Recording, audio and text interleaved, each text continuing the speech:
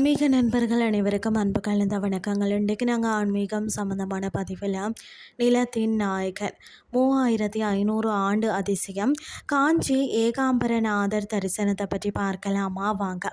பஞ்சபூத தலங்களில் பிருத்வி அதாவது மண் தலம் என்று போற்றப்படும் காஞ்சிபுரம் அருள்மிகு ஏகாம்பரநாதர் திருக்கோயிலில் வெறும் ஆன்மீக தலம் மட்டுமல்லங்க, தமிழர்களின் கலை மற்றதை பார்த்திங்கன்னா வரலாற்றின் மணிமகுடம்னே சொல்லலாம்.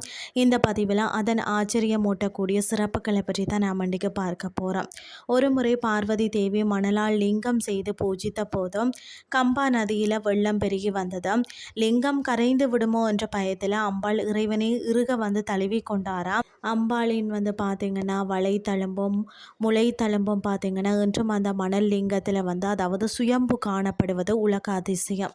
அது மட்டும் இல்லாமல் இந்த கோயிலின் தலவிருட்சமான மாமரம் தான் சுமார் 3500 ஆண்டுகள் பழமையானதா.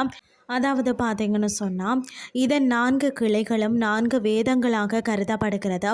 மிக முக்கியமான அதிசயம் என்னென்னு சொல்லி பார்த்தீங்கன்னா, ஒரே மரத்தில் காய்க்கும் பழங்கள் இனிப்பு, புளிப்பு, துவர்ப்பு மற்றது கார்ப்பு என 4 விதமான சுவைகளை கொண்டிருக்கிறது. இதை காணவே ஆயிரக்கணக்கான பக்தர்கள் குவிகிறார்களாம்.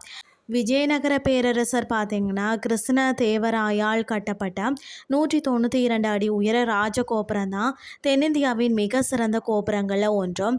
1008 சிறிய லிங்கங்கள் செதுக்கப்பட்ட அதாவது சகஸ்ரலிங்கம் இந்த கோயிலின் சிற்பக்கலைக்கு சான்று. அது மட்டும் இல்லாமல் 5008 ருத்ராட்சங்களால் அமைக்கப்பட்ட பிரம்மாண்ட பந்தலின் கீழ் தான் சிவபெருமான தரிசிப்பது பெரும் புண்ணியம்னே சொல்லலாம். சைவ சமய குரவர்கள் 4வராலும் பாடப்பெற்ற தலம் இதுவாக தான் இருக்கிறது. அது மட்டுமின்றி கச்சியப்ப சிவாச்சாரியார் தனது உலக புகழ் பெற்ற கந்த புராணத்தை அரங்கேற்றியதும் இந்த தலத்தில் தான் என்பதும் கூடுதல் சிறப்பு.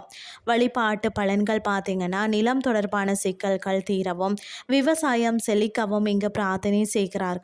திருமண தடை இருக்கிறவங்க இங்கு மாவடி அதாவது மாமரம் அடியில் வழிபடுவது விசேஷமா. மன அமைதி மற்றும் தொழில் மேன்மைக்கு இங்குள்ள அதாவது ஸ்படிக லிங்க வழிபாடு மிக சிறந்தது. காஞ்சியில பிறக்க முக்தி என்பார்கள். வாய்ப்பு கிடைக்கும் போது ஒரு முறையாவது இந்த மண்ணின் சக்தியை நேரில் சென்று தரிசியுங்கள்னு சொல்லி கூறிக்கொண்டு இன்றைய ஆன்மீகம் சார்ந்த பதிவை நிறைவு செய்து கொள்கிறேன். இதே மாதிரி மற்றொரு ஆன்மீகம் சார்ந்த பதிவோடு உங்களை சந்திக்கிறேன். நன்றி.